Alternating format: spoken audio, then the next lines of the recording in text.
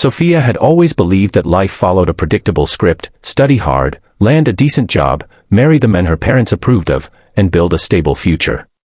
For 26 years, she had walked the line of perfection, becoming the kind of woman every parent would proudly introduce as their daughter. She had beauty, elegance, and intelligence, but above all, she carried a heart filled with innocence and kindness. That was why the day her engagement to Daniel, the wealthy heir of a powerful family, was suddenly cancelled, her entire world collapsed like shattered glass. One moment she had been standing in a lavish banquet hall filled with sparkling chandeliers and hundreds of guests in elegant attire, smiling at the men she thought she would marry, and the next moment, she was left humiliated, her dreams tossed aside like a discarded bouquet. Daniel, without hesitation, had announced in front of everyone that he could not marry her. His words still echoed in her ears. "I'm sorry, Sophia. I've found someone else. This wedding is over." And just like that, the men she had trusted, the men she thought loved her, abandoned her without an ounce of remorse. Sophia's tears streamed uncontrollably as guests whispered, their judgmental gazes cutting her deeper than any blade. Her father's face was pale with anger and embarrassment, her mother's lips trembled in disbelief, and Sophia herself felt as if the ground had swallowed her whole. She wanted to scream, to ask Daniel why, to demand an explanation for his cruelty, but her voice was gone. Instead, she stood frozen, her trembling hands clutching the corner of her glittering gown, her heart tearing into 1,000 pieces.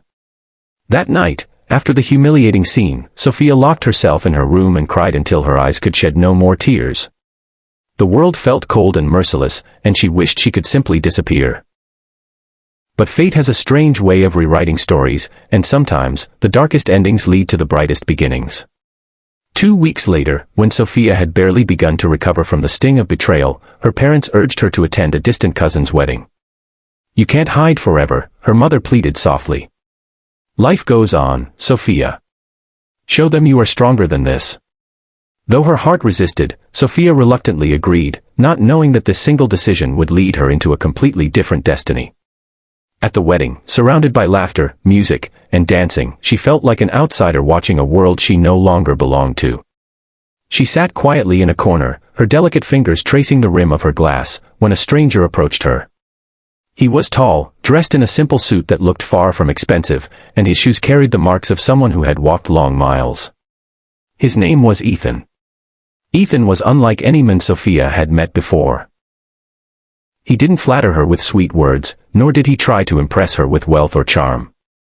Instead, he looked at her with genuine eyes, as though he could see through her pain without her having to say a word. "You don't look like you belong here," he said gently, sitting beside her. At first, Sophia was offended, but then she realized he was right. She didn't belong in this world of pretense and shallow smiles anymore. They talked that night, about broken dreams, about resilience, about the unfairness of life. Ethan revealed little about himself, only that he had lost his parents young and worked various small jobs to survive. He seemed poor by every standard Sophia had known, yet there was a quiet dignity in his words that touched her heart. As days turned into weeks, Ethan and Sophia began to see more of each other. He wasn't like Daniel, who flaunted his wealth and power. Ethan lived simply, in a small apartment, eating modest meals, but his laughter was genuine, and his heart was kind. He walked her home under the stars, held her when she cried, and reminded her that she was worth more than the approval of society. One evening, as rain poured outside and they sat in his modest kitchen drinking tea, Ethan asked, almost hesitantly, "Sophia, what would you do if life gave you a second chance? Would you take it?" She didn't understand his words fully then, but she smiled faintly and whispered, "Maybe I would." It was this gentle bond, this quiet healing, that led to a decision Sophia herself couldn't explain. One morning, out of nowhere, she blurted, "Let's get married." Ethan, shocked, thought she was joking, but when he saw the seriousness in her eyes, he asked, "Are you sure?" "I can't give you riches or luxury, Sophia. All I can give you is my heart." Her answer was simple but powerful, "That's enough." And so, within a week, with no grand ceremonies, no guests, and no sparkling chandeliers, Sophia married Ethan in a small town office. There were no flowers, no expensive gowns, only two broken souls finding comfort in each other. Yet little did Sophia know, Ethan carried a secret so great that it would one day shake her world again. For Ethan was not the poor man he appeared to be. Behind his modest clothes and humble demeanor, he was, in fact, a mysterious millionaire who had deliberately hidden his identity to find someone who loved him for who he truly was. But Sophia would not discover this truth, at least not yet. For now, she believed she had married a man with nothing to offer but love, and she was content with that. As their new life began, struggles came quickly. They lived in Ethan's small apartment with peeling walls and a leaking roof. Sophia, who had once been accustomed to luxury, now found herself cooking simple meals, washing clothes by hand, and budgeting every coin. At first, it was difficult, and there were nights when she lay awake questioning if she had made a mistake.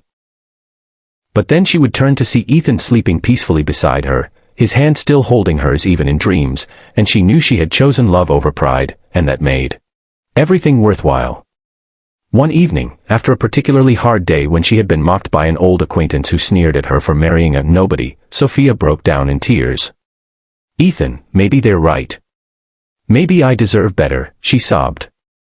Ethan held her close, his voice steady as he whispered, "Sophia, they don't know the truth. One day, you'll see, you made the best choice of your life." His words puzzled her, but she brushed them aside, thinking he only meant it in a romantic way. Little did she realize how literal his promise truly was. Life with Ethan was not glamorous, but it was filled with genuine moments that money could never buy: quiet dinners, long walks, laughter over silly things, and comfort during storms. Slowly, Sophia began to heal from the wound Daniel had left in her heart, and without realizing it, she started to fall deeply, unshakably in love with the man everyone believed was poor. Ethan, too, cherished her beyond measure, his eyes often filled with a secret tenderness as though he was guarding a truth he could not yet reveal. As Chapter 1 closes, Sophia's journey has only just begun. From a broken engagement to a random marriage, she has stepped into a life far different from what she ever imagined. Yet, little does she know, the man she has chosen, the man society mocks as poor, holds a fortune and a story that will one day leave the world in awe. And as the camera lingers on this quiet, humble couple sitting side by side under the flickering light of their small apartment, viewers are reminded, life can change in the blink of an eye, and sometimes, the most unexpected choices lead to the greatest miracles. Backhand index pointing right if you're touched by Sophia and Ethan's story so far. Don't forget to like, share, and subscribe, because in Chapter 2, shocking truths will be revealed, hearts will be tested, and the power of love will rise above every lie.